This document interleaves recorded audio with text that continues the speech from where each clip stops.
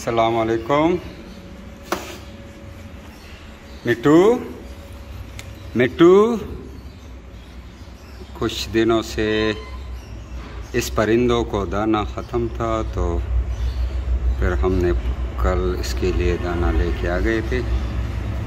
तो कभी फ्रूट डालते थे,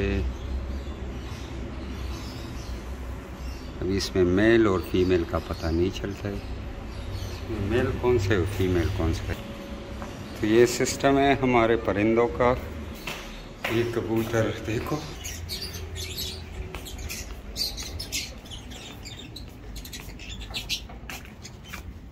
ये आवाज़ें बहुत खूबसूरत है माशाल्लाह।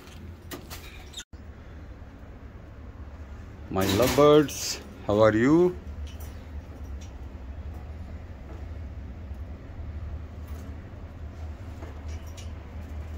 पानी चेंज नहीं किए हुए, पानी गर्म है, तो इसको अब हम पानी चेंज करेंगे अपने परिंदों का। तो ये हमारा दूसरा सेटअप है। तो आप देख सकते हैं ये केज के अंदर गर्मी काफ़ी ज़्यादा है। ये जुलाई की लास्ट मंथ के दिन चल रहे हैं, तो इसी वजह से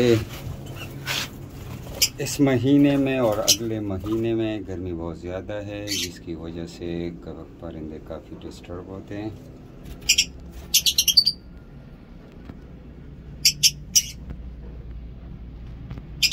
माशाल्लाह से कलरफुल बर्ड्स हैं। तो